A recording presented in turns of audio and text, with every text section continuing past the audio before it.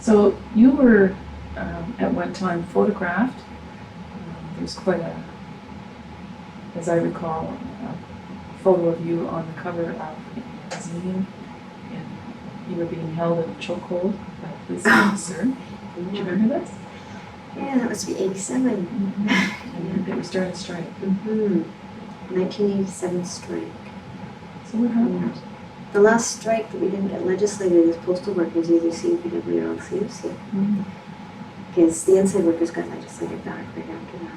So we had a strike. There were a lot of things on the table, and it was a very, in some ways, I think it was a very successful strike for the members of LCUC, because LCUC was seen as a less militant union than CUPW.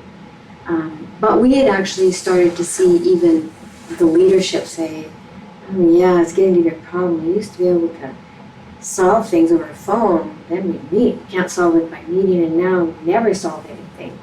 So I think they were starting to get a little more frustrated, and the conditions were deteriorating in our workplaces. So there was a lot of anger. And so when they called the strike, people were out, and that's when you realize, well, always will have all these people say, oh no, I'm not doing it, I won't be there. Like, don't panic about that. Almost all of them are. They come through. But it was a very violent strike because they used scabs. We call them scabs, strike breakers.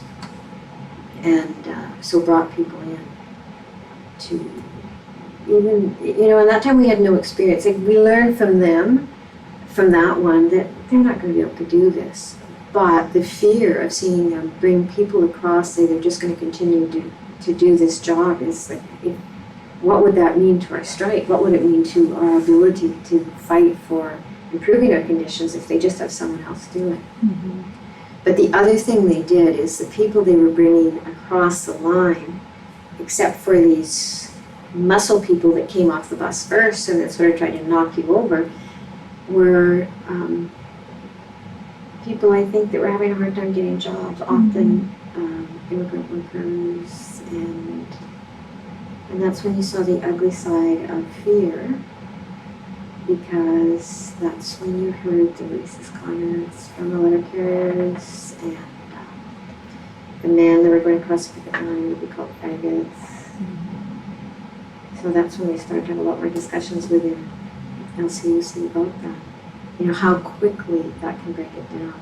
Like, within my depot, how were people, there weren't many people of color as letter carriers either. Maybe 2 people, maybe Chinese, certainly no Aboriginal people, and so minorities we had, and especially for gay men, it was always towards men. This was hurled at. So you think, how quickly that solidarity, like, how did they feel? Did they feel supported by their brothers and sisters when this is happening? So it was, you learn a lot. Interesting times in 1987 Yeah. that you were going through, and the women were on the picket line as well. Oh, women were the toughest. They were. The men said that. It was, And there were a number of arrests. There were lots of arrests.